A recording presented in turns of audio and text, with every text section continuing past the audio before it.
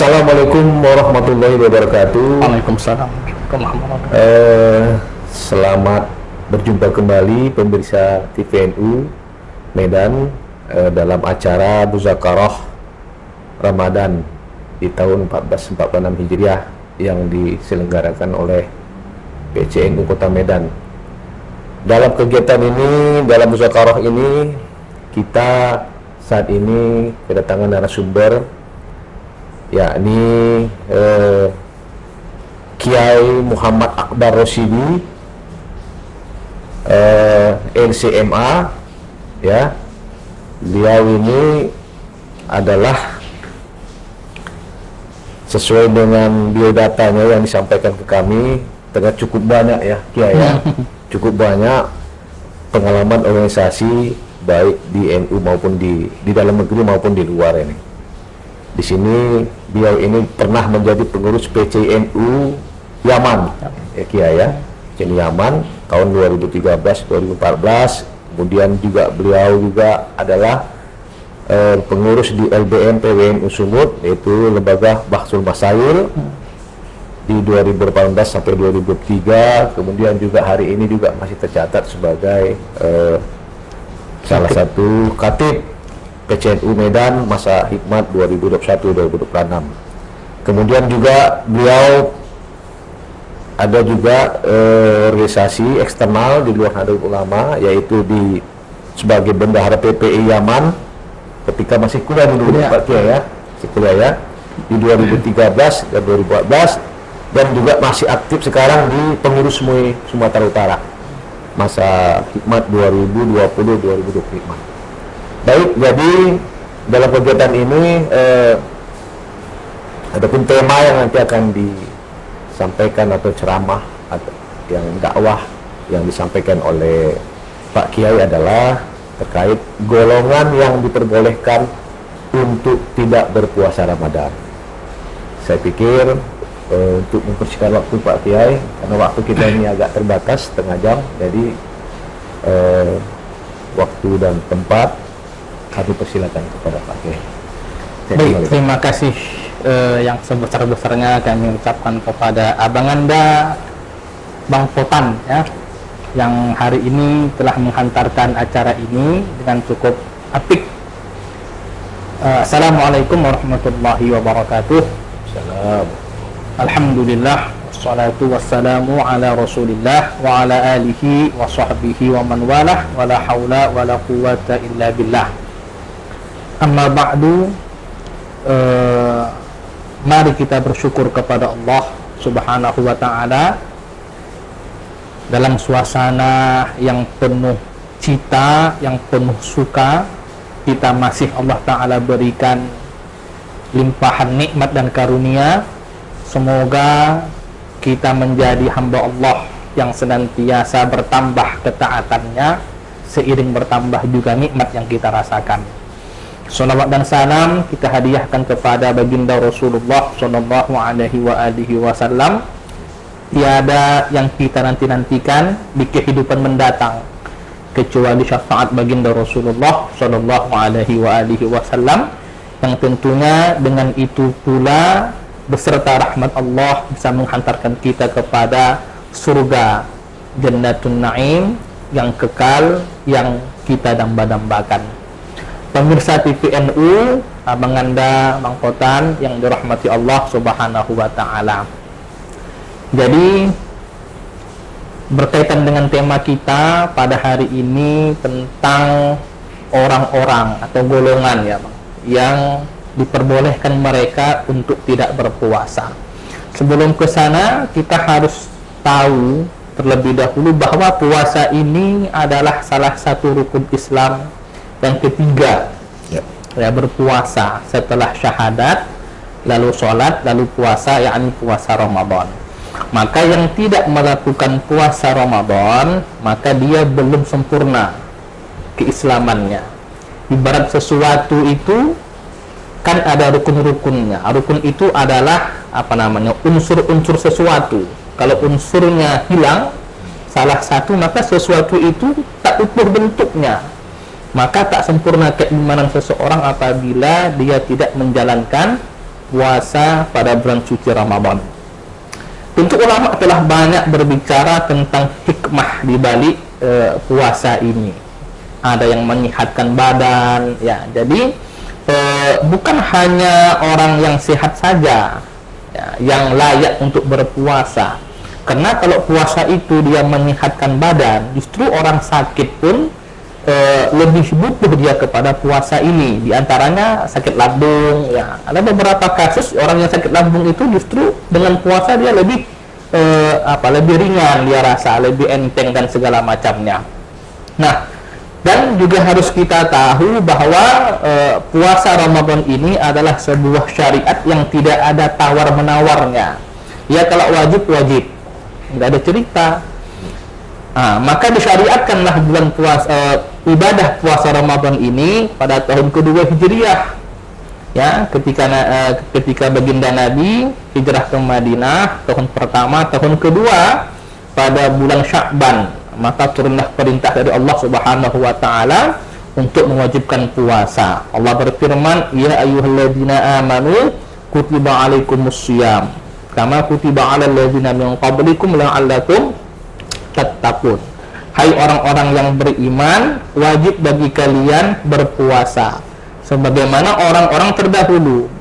Artinya orang sebelum kita, sebelum umat Nabi Muhammad pun mereka beribadah kepada Allah Subhanahu wa taala dengan cara berpuasa, dengan cara tidak makan, tidak minum, walaupun dalam beberapa sisi nanti perbedaannya ada dari segi jumlah harinya, batas jam puasanya dan lain sebagainya. Tapi esensi dari menahan hawa nafsu itu dalam hal menyembah Allah Ta'ala itu terjadi pada umat ini dan pada umat sebelumnya. Tujuannya apa? Satu, itulah yang Allah tegaskan agar kita bertakwa kepada Allah Subhanahu wa Ta'ala. Lalu puasa itu kapan? Ayyamam ma'dudat, hari-hari tertentu. Loh, nggak setiap hari kok kita puasa, ya. Kita puasa itu hanya pada hari-hari tertentu. Dalam hal ini pada umat ini diwajibkan pada bulan Ramadan, 1 bulan penuh. Famangkana Allah Ta'ala mengatakan barang siapa yang menyaksikan bulan maka hendaklah dia puasa. Kan seperti itu dalam surah Al-Baqarah. Nah, ketika kita telah memasuki bulan yang penuh berkah itu, bulan yang suci itu, kita beragama Islam, kita baligh, ya, kita berakal, kita sehat secara jasmani, sehat secara rohani, maka wajiblah bagi kita untuk melaksanakan puasa Ramadan. Nah, maka daripada itu, apabila seseorang itu belum sampai kepada haddul bulugh, ya, batasan balighnya, maka orang ini tidak terikat dengan hukum taklif. Ya, orang ini, orang yang belum baligh tidak terikat dengan hukum taklif, maka tidak ada baginya wajib, tidak ada baginya haram, tidak ada baginya sunnah dan sebagainya. Karena dia belum baligh, karena dia tidak terikat dengan hukum taklif, maka secara otomatis tidak tertancap di pundaknya kewajiban berpuasa. Ini bagi orang yang belum baligh. Atau dia sudah baligh tapi dia tidak berakal. Allah Ta'ala ambil nikmat yang paling istimewa bagi manusia, yaitu nikmat akal, yang membedakan kita dengan hewan, yang membedakan kita dengan tumbuh-tumbuhan, walaupun kita makhluk hidup, adalah akal. Kita dengan singa bedanya apa? Sama-sama bisa bergerak, bisa makan, bisa melahirkan, punya anak. Yang membedakan kita adalah akal. Itu nikmat istimewa itu Allah Ta'ala cabut. Maka orang seperti ini pun tidak lagi dikenakan hukum taklif. Maka secara otomatis dia tidak terdapat di pundaknya kewajiban puasa Ramadan.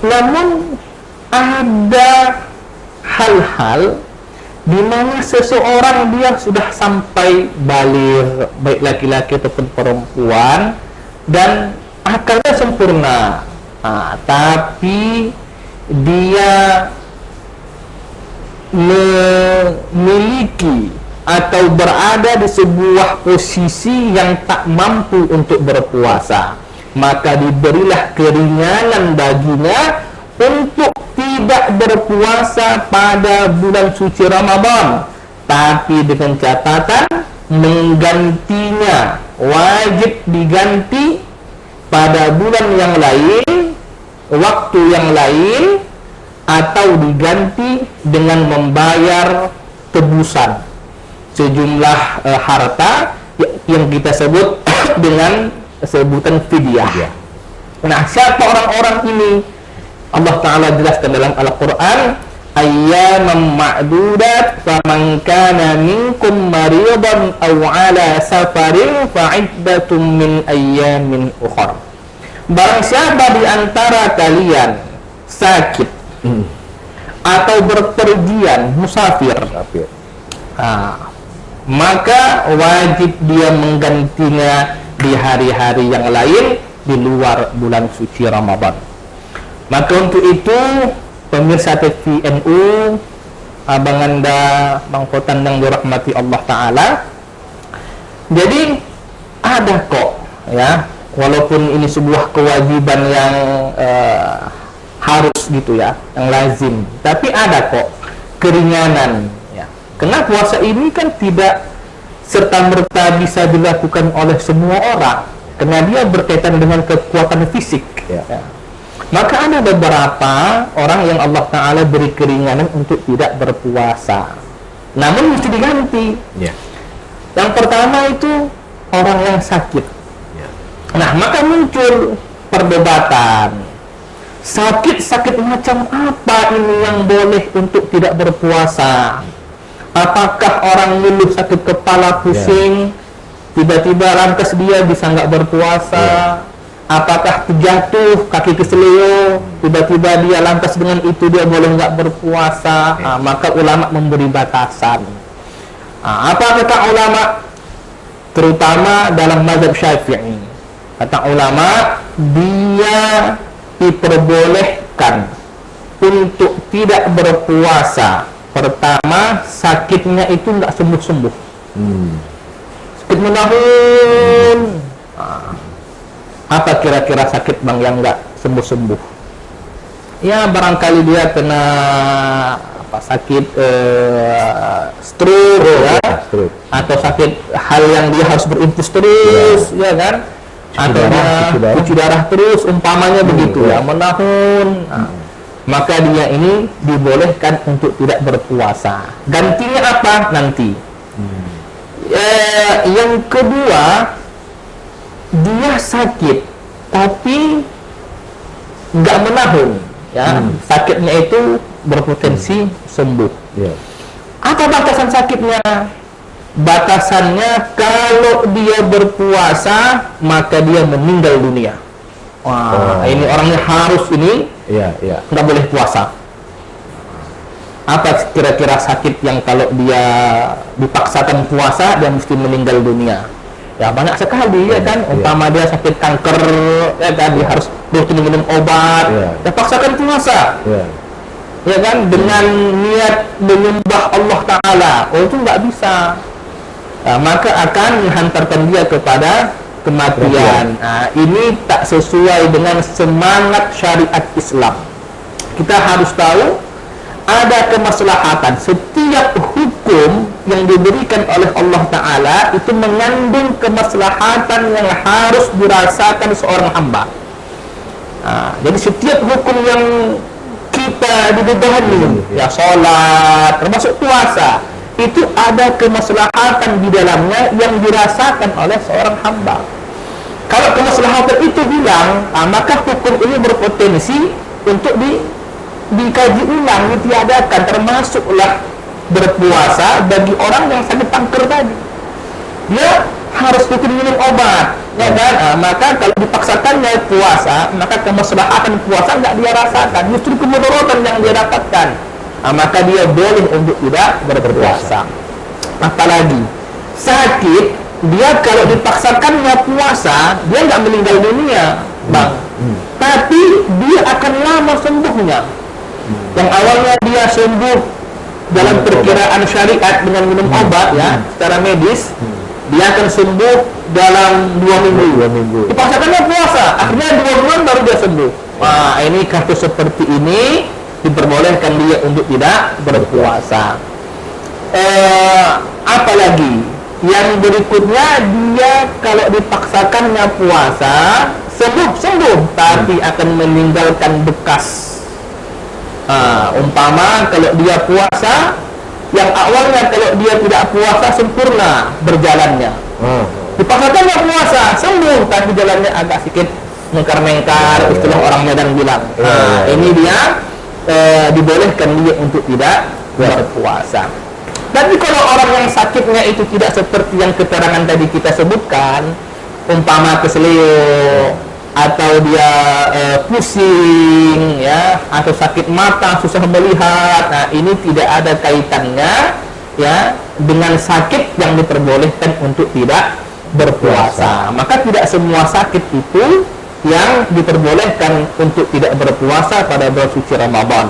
Maka firman Allah Ta'ala yang mengatakan, "Faman kana minkum maridan", ini secara umum, ya sakit. Tapi dibahas ulama, sakit seperti apa yang layak untuk diberikan keringanan tidak melaksanakan puasa pada bulan suci Ramadan. Di antara sakit lagi, ya, yang dibolehkan tidak berpuasa, sakit yang dialami oleh perempuan yang sedang menyusui, yang sedang hamil. Maka perempuan hamil dan perempuan yang sedang menyusui ini juga golongan orang yang diperbolehkan untuk tidak berpuasa. Ya, memang kalau kita kaji fikih, ya, perempuan hamil dan ibu yang menyusui ini, ya, ini dikelompokkan kelompok ketiga. Tapi sebetulnya esensinya masuk kepada faman kana minkum maridan, sakit tadi. Karena memang itu sakit. Apalagi menyusui juga sakit. Ya, karena menyusui itu nutrisi si ibu itu kan disalurkan kepada si bayi, maka bisa melemahkan tubuh si ibu. Maka kalau dia berpuasa, tidak ada kemaslahatan puasa yang dia dapatkan, maka dibolehkan dia untuk tidak berpuasa. Termasuk ke anak, ke bayinya juga kan? Maksudnya itu berdampak ke bayinya juga. Justru kalau dia dipaksakannya puasa, maka tidak ada kemaslahatan yang diterima ke si bayi tadi. Itulah harmonisnya, ya, hukum Islam itu. Nah, ini yang pertama, ya, faman kana minkum maridan. Yang kedua, au ala safarin, ya, berpergian, melakukan perjalanan. Ini juga kelompok orang yang dibolehkan dalam Al-Quran untuk tidak berpuasa pada bulan suci Ramadan, tapi dengan catatan mengganti pada hari yang lain. Nah, jadi ini juga bermasalahan, apakah setiap safar, setiap perjalanan boleh untuk tidak berpuasa, itu kan? Nah, ini ulama pun membahas dengan sangat detail dalam kitab-kitab fikih. Maka kata ulama apa batasan musafir, ya, orang dalam perjalanan yang dibolehkan untuk tidak berpuasa? Apa kata ulama? Yang dibolehkan itu adalah orang pertama, perjalanannya adalah perjalanan tawil, perjalanan yang jauh. Perjalanan yang dibolehkan dia untuk mengqasar sholat. Kira-kira berapa kilometer? Kalau kita lihat di literatur fikih Syafi'i, konversikan ke ukuran sekarang hari ini, itu kata ulama kurang lebih 80 kilometer. Jadi kalau ada orang berpergian misalnya dalam jarak tempuh, ya, kurang lebih atau lebih dari 80 kilometer, maka boleh dia untuk tidak berpuasa pada bulan suci Ramadan. Nah, jadi bukan semua perjalanan ya. Ya. Jangan mentang-mentang ini kata Al-Quran ya ala safarin ya. Saya kan ini perjalanan tapi dekat, cuma ke kampung sebelah, kecamatan sebelah yang nggak sampai 80 km. Ini nggak juga. Jadi ada batasannya. Ini yang pertama. Ya. Yang kedua, nah ini yang banyak orang lalai ya.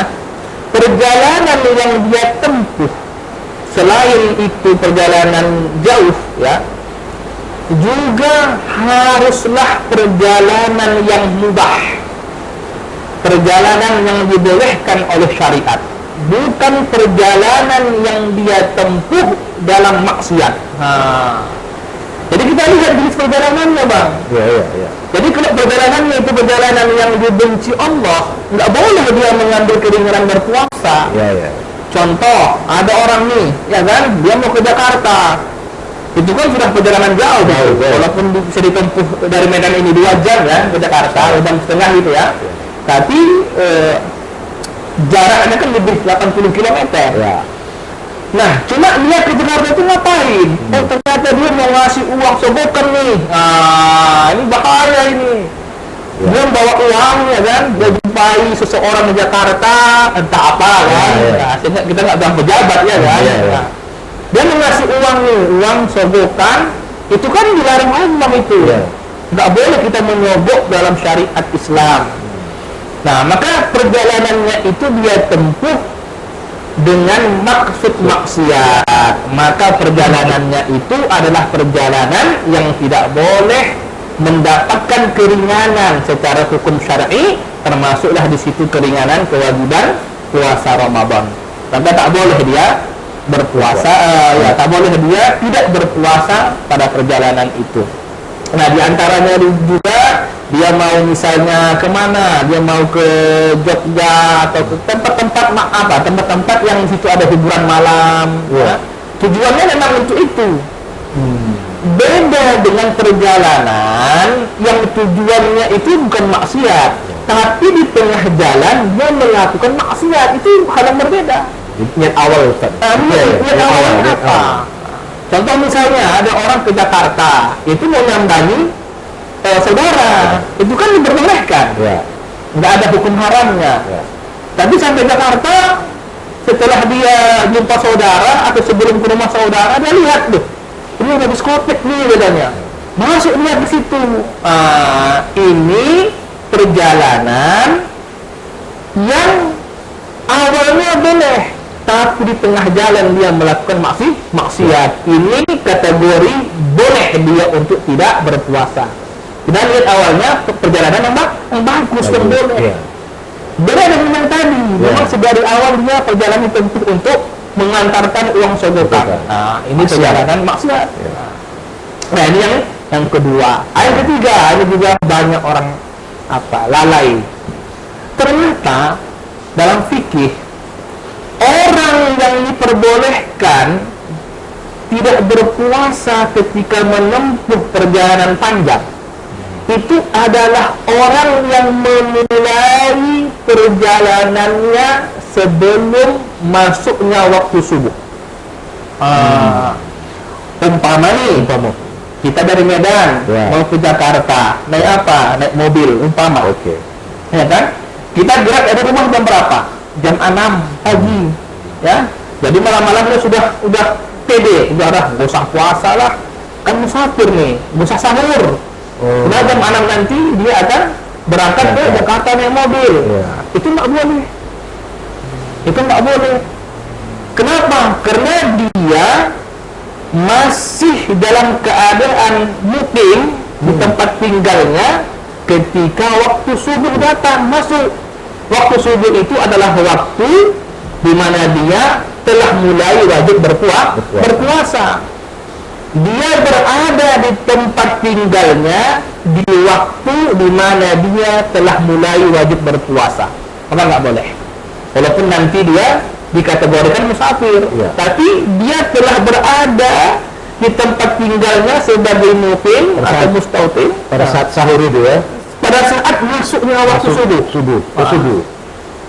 Jadi ada waktu kewajiban puasa, tapi posisinya itu dia masih mukim.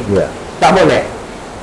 Yang boleh itu mana? Yang boleh itu ketika dia beranjak dari rumahnya, meninggalkan rumahnya sebelum masuk waktu subuh.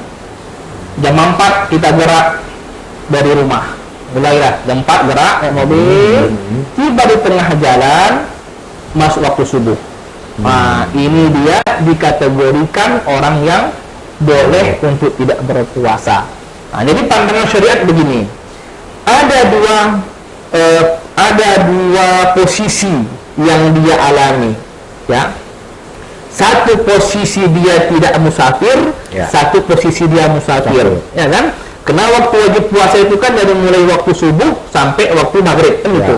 Nah, ketika di rentang waktu ini, walaupun cuma seberapa menit, Ya. dia dalam posisi tidak musafir, Ya. dia nggak boleh puasa.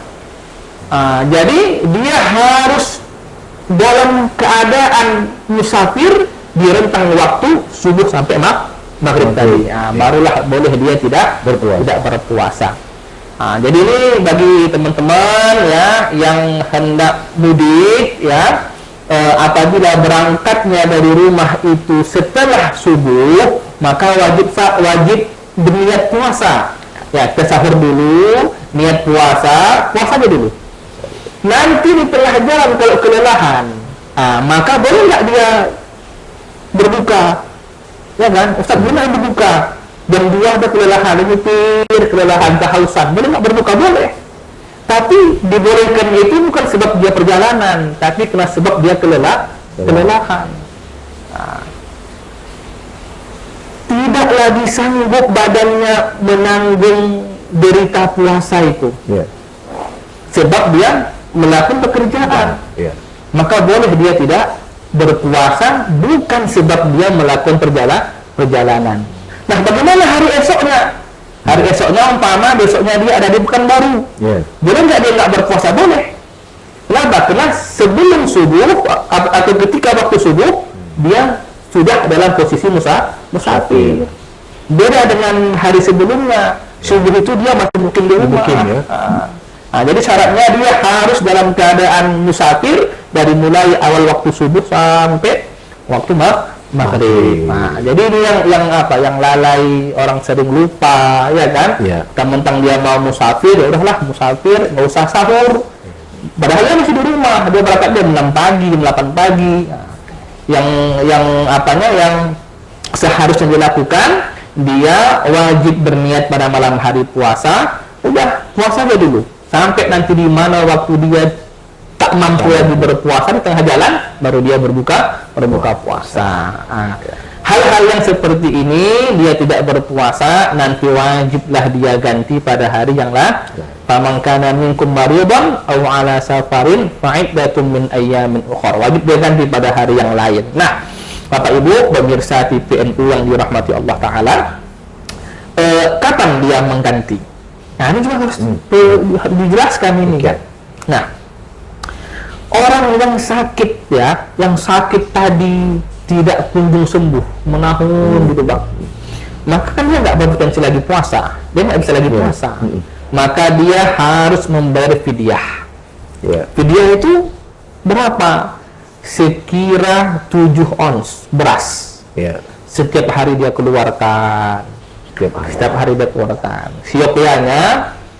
Siokyanya membayar fidyah itu tidak dikumpulkan di akhir Ramadan, bukan. Siokyanya itu satu hari itu dia nggak puasa, dia keluarkan. Kapan dia keluarkan? Siang boleh, sore boleh, malam boleh. Itu siokyanya.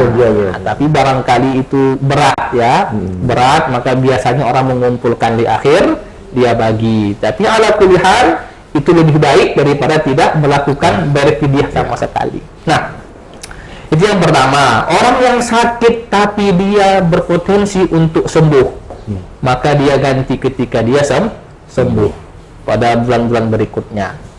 Orang yang hamil, ini harus kita garis bawahi. Orang ibu yang hamil dan ibu menyusui, ya itu kita lihat dulu. Dia tuh nggak puasa kenapa? Kalau dia puasa karena khawatir badannya lemah, ya khawatir dirinya lemah, nggak mampu, maka dia cukup mengganti puasa di hari yang lain. Kalau dia merasa dirinya kuat nggak puasa, tapi kalau dia puasa, takut janin di perutnya itu akan lemah, atau bayi yang dia susui akan berdampak, ya kan? Artinya dia khawatir terhadap orang lain, bukan dirinya sendiri. Maka dalam hukum fikih Syafi'i, kewajibannya wajib dia mengganti puasa di hari yang lain dan wajib dia membayar fidyah. Dua ya? Sekaligus dua.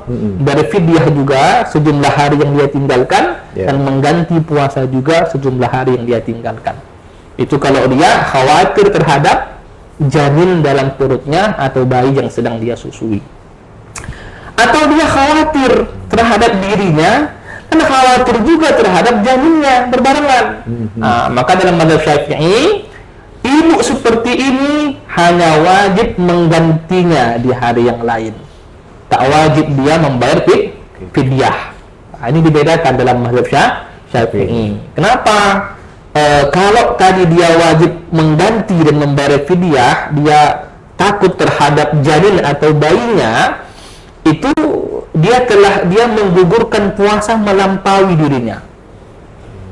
Maka wajib dia dua kewajibannya. Sementara yang wajib tadi terhadap dirinya dan bayinya, maka dia dianggap tidak melampaui dirinya. Nah, ini waktu kita tinggal sebentar lagi, kita bersingkat ya. 5 menit lagi.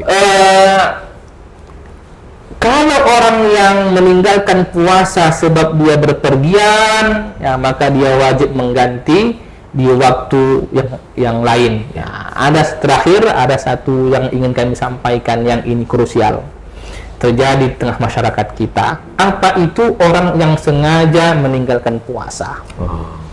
Orang yang meninggalkan puasa meski tidak sengaja, tapi menunda-nunda mengganti puasanya. Jadi tidak boleh kita menunda mengganti puasa sampai masuk ke bulan puasa berikutnya. Jadi kalau bulan ini kita ada hal yang membuat kita tidak puasa, maka wajib kita ganti sebelum masuk puasa berikutnya. Ustaz, kalau sudah masuk puasa berikutnya bagaimana? Dalam kacamata fikih Syafi'i, maka bertambah kewajibannya. Wajib dia menggantinya dengan cara berpuasa, dan wajib juga dia membayar fidyah sejumlah hari yang dia tinggalkan pada puasa sebelumnya. Jadi ini harus menjadi perhatian kita bersama, wahai pemirsa TVNU yang dirahmati Allah, agar ibadah kita diterima dengan Allah dengan sebenar-benarnya, dan kita benar-benar mendapatkan predikat takwa yang dijanjikan Allah Subhanahu wa Ta'ala. Mungkin kiranya Abang Anda ini yang bisa kami sampaikan sebagai pengingat diri dan kita semua. Semoga bermanfaat. Wassalamualaikum warahmatullahi wabarakatuh. Waalaikumsalam warahmatullahi wabarakatuh. Terima kasih Kiai Akbar. Tadi sudah disampaikan apa-apa tadi yang golongan yang tidak diperbolehkan untuk tidak berpuasa. Tadi ternyata Allah memberikan kewajiban itu memang juga demi ada hal kemaslahatan juga yang saya tangkap tadi. Semua syariat begitu. Iya, ada kemaslahatan bagi hamba. Jadi ada hal-hal yang memang dibolehkan sepanjang tidak ini dilanggar. Baik pemirsa, itulah tadi bincang-bincang kita, dakwah kita di Ramadan ini. Mudah-mudahan apa yang hari ini manfaat dari yang disampaikan oleh Kiai tadi, mudah-mudahan bermanfaat buat diri saya sendiri dan buat kita semua. Demikian saja, saya sudahi dengan Allahumma muwaffiq ila aqwamit thoriq. Wassalamualaikum warahmatullahi wabarakatuh. Waalaikumsalam warahmatullahi wabarakatuh.